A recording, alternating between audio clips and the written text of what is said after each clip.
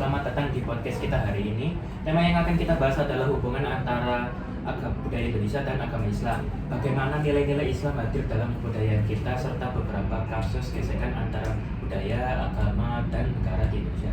Saya Risa Karimurti dari program studi ilmu komunikasi dengan NPM Akhir 140 dan rekan host saya yaitu saya Yoga Ferdinand Syafa dari program studi manajemen dengan NPM Akhir 0066.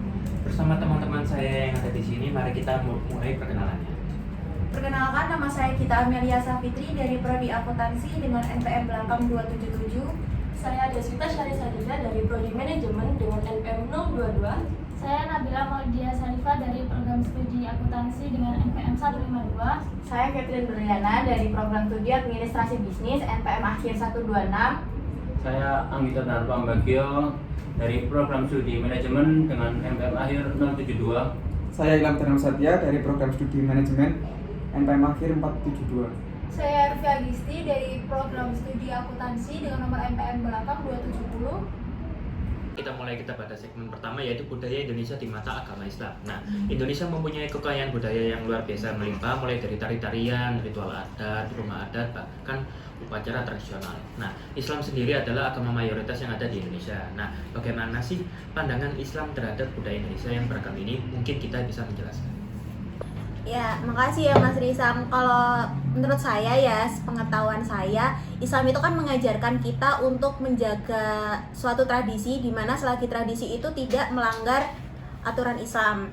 Nah, kalau di Indonesia, budaya lokalnya itu seperti gotong royong dan menghormati orang tua itu sangat dianjurkan. Bahkan Rasulullah SAW sendiri juga menegaskan bahwa selagi suatu budaya lokal itu tidak menentang suatu aturan dalam syariat Islam, budaya lokal itu tetap harus diteruskan. Oke, tadi kita sudah mendengar pendapat dari Mbak Gita.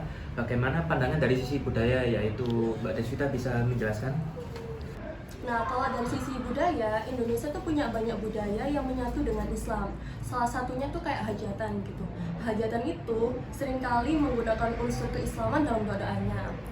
Hal ini mencerminkan adanya sinkretisme budaya dan agama di Indonesia, atau yang biasa kita kenal itu kayak Islam Nusantara gitu. Oke, mari kita masuk dalam segmen kedua yaitu nilai-nilai Islam dalam budaya Indonesia. Nah, bagaimana nilai-nilai Islam hadir dalam budaya Indonesia? Mungkin Nabila bisa menjelaskan lebih dalam. Dalam budaya Indonesia, konsep gotong royong dan musyawarah sejalan dengan ajaran Islam. Seperti Al-Quran itu menganjurkan kita untuk musyawarah, yang mirip dengan budaya musyawarah mufakat di Indonesia. Hal ini memperlihatkan bahwa nilai-nilai Islam dan budaya Indonesia itu sebenarnya saling melengkapi. Betul sekali. Dari sisi hukum dan negara, bagaimana penerapan nilai-nilai ini? Catherine, mungkin bagaimana pendapat Anda?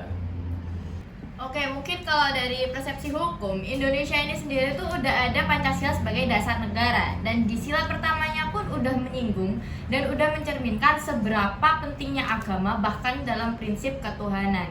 Jadi nilai dalam Islam kayak misalnya itu keadilan dan musyawarah itu pasti udah ada di sistem hukum Indonesia.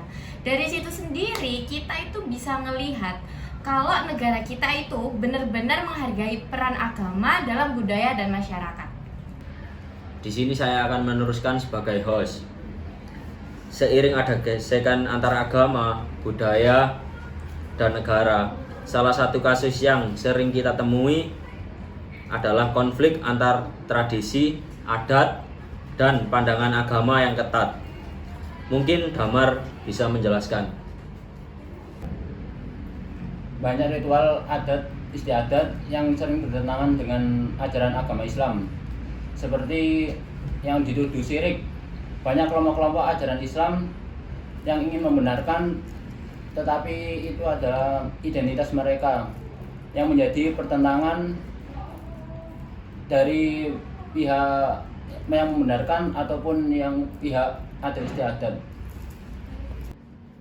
Menurut Mas Ilham, dari sisi media, bagaimana sih media berperan dalam kasus-kasus ini?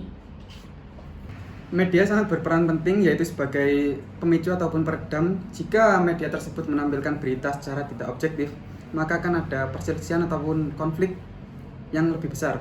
Misalnya, ada berita yang tidak jelas mengenai pembangunan suatu tempat ibadah, maka akan terjadi konflik antara umat beragama. Ya, seperti itu. Dari sisi seni budaya, menurut Avery, apakah ada dampak terhadap seniman tradisional? Nah, jadi untuk seni budaya sama agama yang Islam tuh banyak yang berbentrokan ya. Kayak contohnya itu wayang gitu sama seni lukis itu di Islam kan sebenarnya nggak boleh ya. Tapi dari POV para seniman kayak gitu itu seni-seni kayak gitu harusnya itu dilestarikan. Nah, solusi yang bisa aku kasih itu mungkin antara dialog seniman sama ulama-ulama itu ya bisa berdialog untuk memahami satu sama lain. Terima kasih. Oke, terima kasih atas pendapat-pendapat yang sangat beragam dari teman-teman di sini. Dari diskusi ini jelas bahwa hubungan antara budaya, agama, dan negara di Indonesia sangat kompleks. Namun, dengan dialog yang baik, kita bisa menjaga keharmonisan di tengah perbedaan. Sampai jumpa di episode selanjutnya. ACC.